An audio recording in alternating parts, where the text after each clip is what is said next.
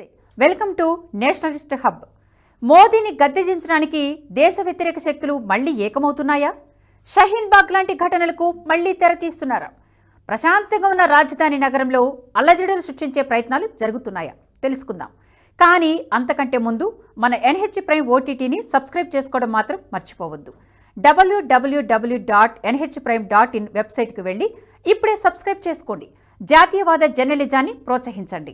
దేశ రాజధాని ఢిల్లీ కేంద్రంగా మోదీ ప్రభుత్వాన్ని అస్థిరపరిచేందుకు కుట్రలు జరుగుతున్నట్లు స్పష్టమైన సంకేతాలు వెలువడుతున్నాయి. కొంతకాలంగా రాజధాని కేంద్రంగా జరుగుతున్న పరిణామాలను గమనిస్తే ఈ విషయం అర్థమవుతుంది.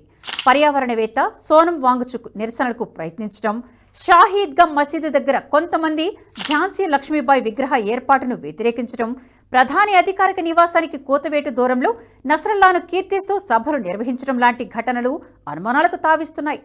లద్దాఖ్కు కేంద్ర పాలిత ప్రాంత హోదా తొలగించి పూర్తి రాష్ట్ర స్థాయి హోదా ఇవ్వాలంటూ సోనం వాంగ్చుక్ గత కొంతకాలంగా డిమాండ్ చేస్తున్నారు. పర్యావరణవేత్తగా పేరుగాంచిన సోనం ఇప్పుడు ప్రజాస్వామ్యవాది రంగు పూసుకున్నారు. ఇతడికి చైనా అనుకూలుడనే పేరుంది. సోనంకు చెందిన ఎన్జీఓలకు కూడా చైనా నుంచి నిధులు అందుతున్నట్లు తెలుస్తోంది. అందుకే అతడి ఎన్జీఓలపై కేంద్ర ప్రభుత్వం నిఘా పెట్టింది.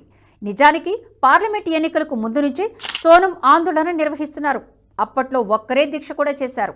అయితే కేంద్ర ప్రభుత్వం అనేక కారణాల రీత్యా లద్దాఖ్కు రాష్ట్ర హోదా ఇంకా ప్రకటించలేకపోతుంది. ఆర్టికల్ 370 రద్దు తర్వాత జమ్మూ కాశ్మీర్తో పాటు లద్దాఖ్లోనూ పరిస్థితులు పూర్తిగా చక్కబడినప్పుడే వాటికి రాష్ట్ర హోదా ఇవ్వాలన్నది కేంద్రం భావన. అందుకు ఇంకా సమయం పడుతుంది. ఇప్పటికిప్పుడు తొందరపడితే మొదటికే మోసం వస్తుందని కేంద్ర పెద్దలు భావిస్తున్నారు. అయితే కేంద్రం ఆలోచనకు సోనం వాంగ్చుక్ ఏమాత్రం విలువ ఇవ్వడం లేదు. తమకు రాష్ట్ర హోదా కావాల్సిందే అని పట్టుబడుతున్నారు. ఇందులో భాగంగానే లద్దాఖ్ నుంచి ఢిల్లీకి 150 మందితో పాదయాత్ర చేపట్టారు. ఈ పాదయాత్ర ఢిల్లీ సరిహద్దులకు చేరుకోగానే ఈ ప్రాంతంలో బిఎన్ఎస్ సెక్షన్ 163 అమల్లో ఉందని, అందుకే 5 మంది కంటే ఎక్కువగా గుమికూడవద్దని పోలీసులు సూచించారు. దీనికి సోనం వాంగ్చుక్ నిరాకరించడంతో అతడిని పోలీసులు నిర్బంధించారు. ఇక మరో ఘటనలో ఢిల్లీలోని పార్క్లో స్వాతంత్ర సమరయోధులు ఝాన్సీ లక్ష్మీబాయి విగ్రహాన్ని ఏర్పాటు చేయాలని ఢిల్లీ డెవలప్మెంట్ అథారిటీ భావించింది. అయితే ఆ నిర్ణయాన్ని వక్ఫ్ బోర్డు న్యాయస్థానంలో సవాల్ చేసింది. ప్రస్తుతం విగ్రహాన్ని ఏర్పాటు చేయాలనుకుంటున్న షాహీ ఈద్గా పార్క్ వక్ఫ్ బోర్డుకు చెందిన ఆస్తిని, అక్కడ ఎటువంటి విగ్రహాలు ఏర్పాటు చేయకూడదని ఢిల్లీ హైకోర్టులో పిటిషన్ దాఖలు చేసింది. ఈ విధంగా విగ్రహాలను ఏర్పాటు చేయడం అంటే దాన్ని వక్ఫ్ ఆస్తులను ఆక్రమించినట్లుగానే భావిస్తామని తెలిపింది. అయితే షాహీ ఈద్గా పార్కు ఇప్పటి వరకు ఢిల్లీ ప్రభుత్వ అధీనంలోనే ఉంది. దీన్ని వక్ఫ్ బోర్డు ఎప్పుడు క్లెయిమ్ చేసుకుందో తెలియదు. దీన్ని పరిశీలించిన ఢిల్లీ హైకోర్టు సైతం ఆశ్చర్యాన్ని వ్యక్తం చేసింది. అసలు ఇది వక్ఫ్ ప్రాపర్టీ ఎప్పుడైందని ప్రశ్నించింది. అది ప్రభుత్వానికి చెందిన స్థలమని, అటువంటి చోట్ల స్వాతంత్ర సమరయోధుల విగ్రహాల ఏర్పాటును వ్యతిరేకించడం ఎంత మాత్రమూ అంగీకరించదగ్గది కాదని తెలిపింది. ఈ తీర్పు తర్వాత ఢిల్లీ అర్బన్ డెవలప్మెంట్ అథారిటీ పెద్ద ఎత్తున పోలీసు బలగాలను ఉపయోగించి విగ్రహాన్ని ఏర్పాటు చేసింది. ఇక ఇజ్రాయెల్ హెజ్బుల్లా అధినేత నస్రల్లాను చంపిన సంఘటనకు సంబంధించి ప్రధాని అధికారిక నివాసానికి సమీపంలోనే సంతాప సభను ఏర్పాటు చేశారు. ఇస్లామిక్ కల్చరల్ సెంటర్ వేదికగా జరిగిన ఈ సభలో అమెరికన్లు ఇజ్రాయెల్ ప్రజలను అంతం చేయాలనే నినాదాలు వినిపించాయి. నిజానికి హెజ్బుల్లా అన్నది ఒక ఉగ్రవాద సంస్థ. దీనికి భారత్తో ఏమాత్రం సంబంధం లేదు.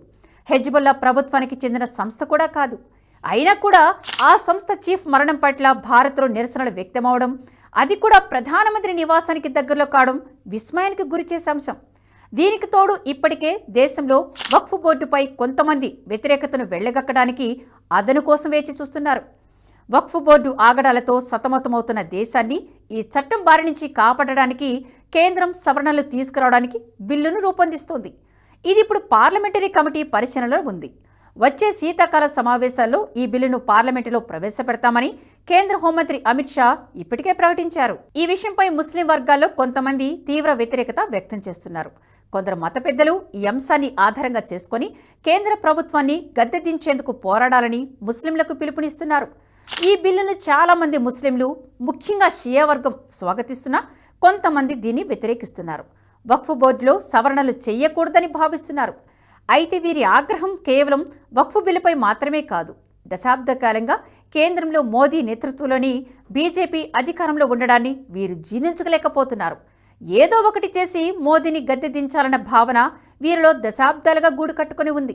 ఈ క్షణంలో అగ్నికి ఆజ్యం పోసేందుకు చిన్న నిప్పుకణిక చాలనట్లుగా వేచి చూస్తున్నారు. ఇందుకు వక్ఫ్ బిల్లును ఉపయోగించుకునే అవకాశమూ లేకపోలేదు. ప్రస్తుతం భారత్లో స్థిరమైన ప్రభుత్వం అధికారంలో ఉంది. కానీ దీన్ని బంగ్లాదేశ్లో లాగా అస్థిరపరిచేందుకు కొన్ని అసాంఘిక శక్తులు కుట్రలు పన్నుతున్నాయి. అగ్గిరవ్వ రగల్చడానికి వీటికి ఏదో ఒక చిన్న ఘటన కావాలి. అందుకే ఇలాంటి కుట్రలకు తెరతీస్తున్నారు. అందుకే కేంద్రం అనుక్షణం అప్రమత్తంగా ఉంటుంది. సోనం వాంగ్చుక్ వంటి వారిని నిర్బంధించినా, వక్ఫ్ బోర్డు సవరణ బిల్లుపై ఆచితూచి అడుగులు వేసినా అన్నిటికీ ఇదే కారణం. ఈ వీడియో మీకు నచ్చినట్టయితే లైక్ చేయండి, 10 మందికి షేర్ చేయండి. అలాగే కామెంట్ల రూపంలో మీ అభిప్రాయాలను మాతో పంచుకోండి. Nationalist hub group of channels ను సబ్స్క్రైబ్ చేసుకుని తెలుగునాట జాతీయవాద జర్నలిజాన్ని ప్రోత్సహించండి. ఈ వీడియో కింద ఉన్న బెల్ ఐకాన్ పై క్లిక్ చేయడం మర్చిపోవద్దు.